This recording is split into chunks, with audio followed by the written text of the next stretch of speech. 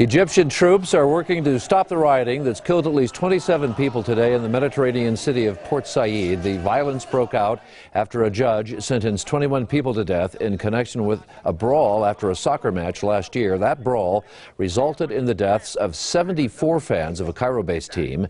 Yesterday, 11 people were killed in clashes between police and protesters, marking the second anniversary of the uprising that overthrew longtime leader Hosni Mubarak. University of Denver Middle East expert and one of our favorite guests on 9 News, Dr. Shaul Gabbay, is joining us this evening for a little perspective. And Dr. Gabbay, I think Americans in general look at this and we really don't get it. What is going on in Egypt?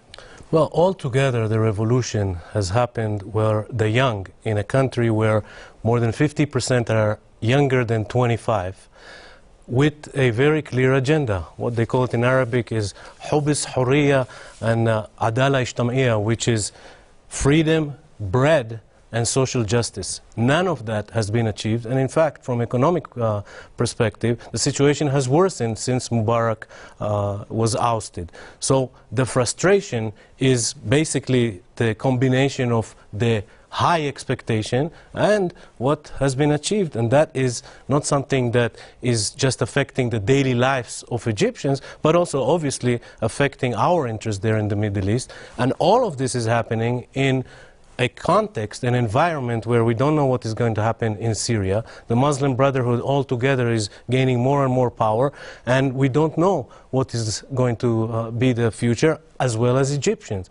In addition to that, only 50%, less than 50%, have voted for Morsi. So altogether, the context is that more than half of the population is frustrated and didn't vote for what is the leadership today. So we have this huge young population. I mean, look at all these young men in this video here, and it's the same thing we saw in Tahrir Square. All these young people, and you say that's very true across the Arab world? Across the Arab world. When you travel today in the Arab world, you see that the majority of the population is young, without any hope. The economies in different countries, including Libya, Yemen, Syria, altogether is just becoming worse, and no hope for young people. Young, idealistic people who find themselves essentially abandoned by their own system, and incredible unemployment coupled with that. The average is less than $2 a day that Egyptians live on. And that is something that's affecting all parts of life, and obviously not something that is just going to go away.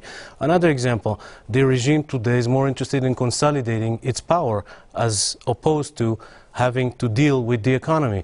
The International Monetary Fund has suggested and approved $4.8 billion of assistance to Egypt, which was basically shunned away by the current regime. So the agenda is not the economy, but the agenda for individuals on the streets. The empirical data is that they need to deal with their daily lives, and that creates the frustration, and this is not going to go away. That's just a stunning demographic, and clearly evident in all the videotape that we receive. As you said, when you go to visit, it's just stunning how many young people they are. Let me ask you about the Muslim Brotherhood. Is that a wild card for the United States? Absolutely. We don't know what agenda exactly it's going to move forward.